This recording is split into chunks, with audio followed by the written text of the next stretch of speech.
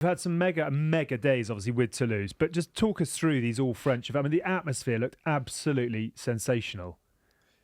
Yeah, honestly, mate, it was funny. We're getting off the bus and just getting like hissed and booed at, and as we're walking there, they've made this like loopy walk to go through as many fans as possible. And honestly, I think obviously like the idea is to like intimidate, but it just revs you up. You're like, this is wicked. This is such an occasion, and you've got like fans in your face, like saying in French, but like, we're the best here, we're better than you. Like, it almost is that not far off. It feels like they're about to spit in your face. It's like they really do hate you, and I think the passion that they show, it just makes you want to get out there, and also we had a lot of our fans there. Fair play to them, a big travelling support, and honestly, the fans out here are incredible for our home fans, the away teams. It's you don't often go to a game and it's quiet. That's for sure. Slightly different than when we set up at Wasps, those 3 brass band with the guy with the missing arm, like right in the yellow big blaze.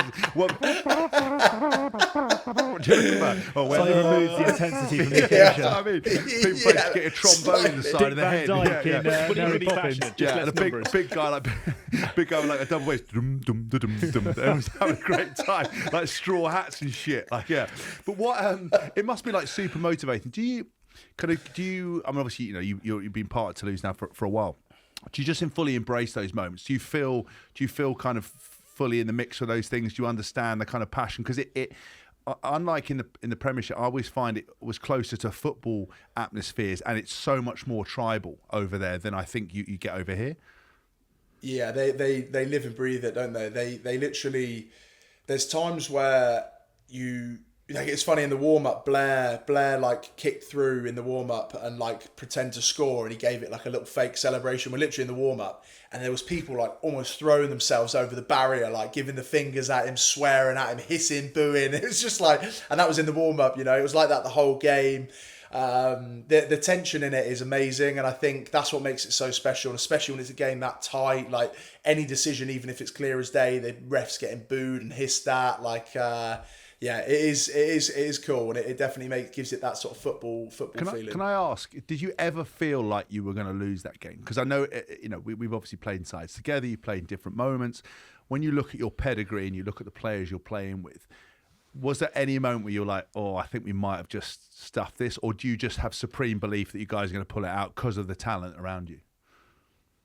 Honestly, I think we did have that belief that we were gonna do it. I think it did feel like at times things were going a bit against us, whether that was decisions penalty wise, or a couple of the tries got disallowed, and it's like, it just takes a little bit of that steam out. But I don't think we ever let that stop us. I think we just cracked on and attacked it as hard as we could, and there's that belief within the group, and we talk a lot about the competition within the group as well. So you're not only trying to prove yourself individually, you're trying to prove yourself how you can work as part of the collective, and I think that fighting spirit amongst the group is key. Did they ever go? Because I remember sort of, again, because obviously I can't speak about Toulouse, but obviously when I played it, it's probably 10 years ago. Obviously professionalism has got better and better and better and better, and they're obviously elite athletes. You've got internationals, but there still is a little bit of an old school vibe, particularly in sort of more the provinces, as because of all the culture and the tradition.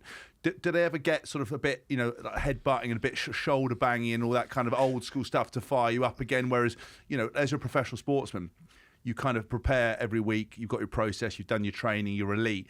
But sometimes they like to go back to it. You having those moments where it can be a little bit, you're like, what is going on? Like, I remember Sylvain Martinet went to headbutt me once, and I just caught him and was like, you're all right, Chief. And then he missed the first 3 tackles. I was like, you want to spend less time headbutting me, pal, and more time fucking tackling the opposition? Do you know what I mean?